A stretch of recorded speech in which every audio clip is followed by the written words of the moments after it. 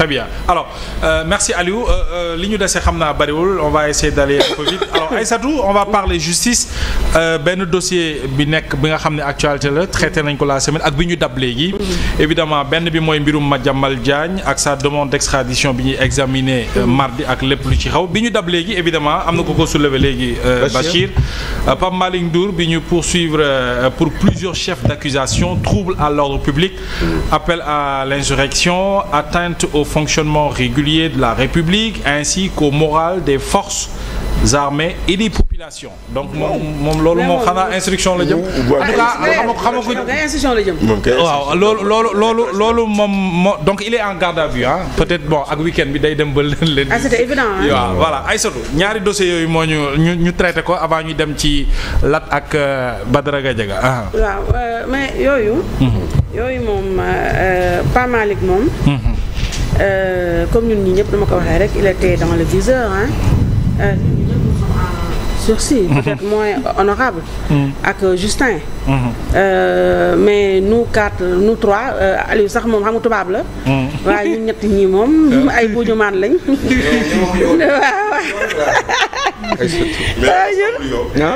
amul yoon non te Rebeuss dafa tàng. non fu am ndox. quand il fait très chaud yooyu duñ ko. Rebeuss y a des problèmes d'eau donc Rebeuss y a des problèmes d'eau donc c'est pas tout c'est pas top. mais bu demandé dem Sébikotane xëy moo gën a yaatu dégg naa moo gën a féex. non Sébikotane c'est pour les gens je pense c'est pour les gens déjà condamnés quoi. wala Cap Manuel. Je veux pas que tu vives cette expérience donc je disais que. Ce n'est pas une surprise pour Pape Malick. Sànq maa ngi doon wax en rigolant parce que comme ni ma wax rek moi face à cette situation dramatique voire tragique que nous sommes en train de vivre depuis l'avènement de ce nouveau régime qui n'est pas une surprise pour moi et je pense pour plein d'autres Sénégalais. Moi j'ai choisi d'en rire plutôt que d'en pleurer parce que en pleurer c'est leur faire plaisir. Et ça change rien à la situation.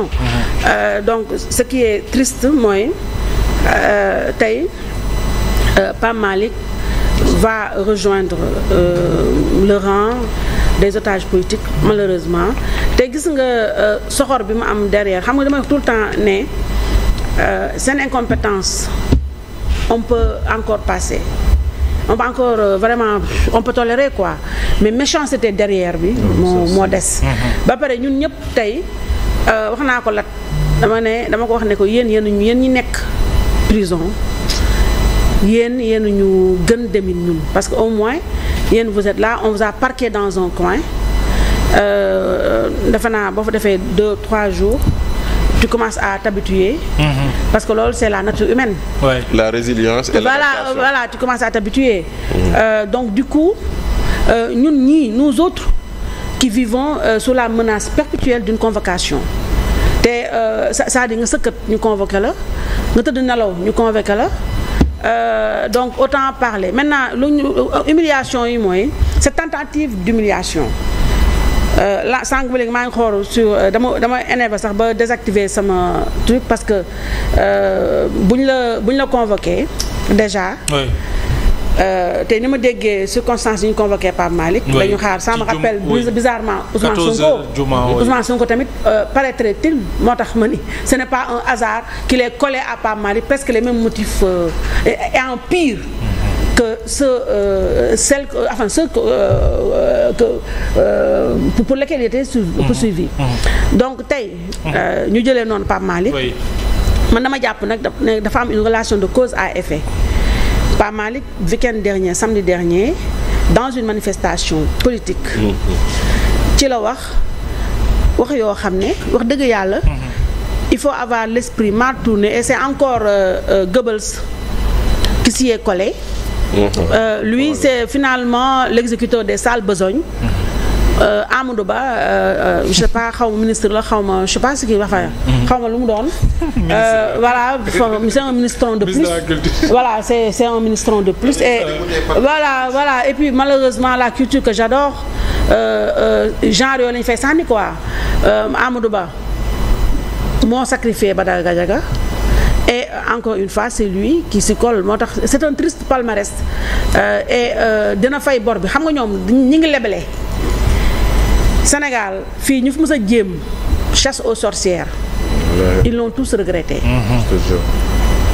parce que amul ça leur est tombé dessus. Oui te sénégalais sànq honorable disait à juste titre que nous sommes un peuple émotif ñun finalement Senghor avait raison que disait-il la raison est hellène l'émotion est nègre xam nga ñun c'est ce Sénégal là dont nous sommes nostalgiques c'est-à-dire le Sénégal des grands hommes kenn mësul imaginer ne ñun dinañ am à la tête de ce pays des gens comme ça zéro culture sur tous les plans inculte partout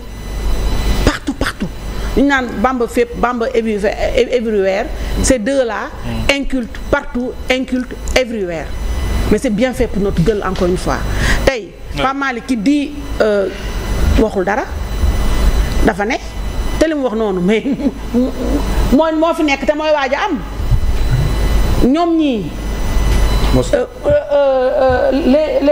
ces gens là mos dem capp daw ñoom ils ont fait feu de tout bois ils ont tiré sur toutes les fibres pour qu'il y ait insurrection dans ce pays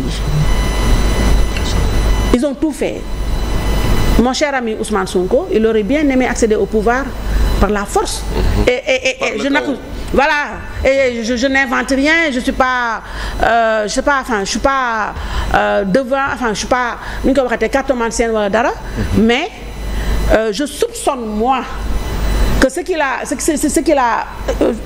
n'a pas réussi par ailleurs est-ce qu'il n'est pas en train de nous concocter ça en ce moment xam nga analyse qui c'est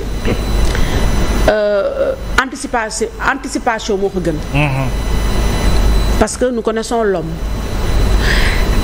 Pape Malick nag je suis très triste pour lui comme je le suis pour tous ces otages politiques c'est quelqu'un boo xam ne qui a mis à nu toute leur tare économique Pape Malick teg ko peut-être ci xam-xam ñoom mais ñoom xam nga ils sont réfractaires à toute forme de savoir parce qu'ils en sont dénués totalement dénués donc tey heureusement pour Pape Malick ça c'est le chemin mooy dugg prison defe naa yàgg nañu wax ne ku dugg prison boo génnee si homme politique boo génnee tu en sors ragayadi et tout ça et cetera mais ñii dugg si ñoom prison wax dëgg yàlla comme jàkkaarloog ñoom jiyaat la ils sont en train de créer énormément de grands hommes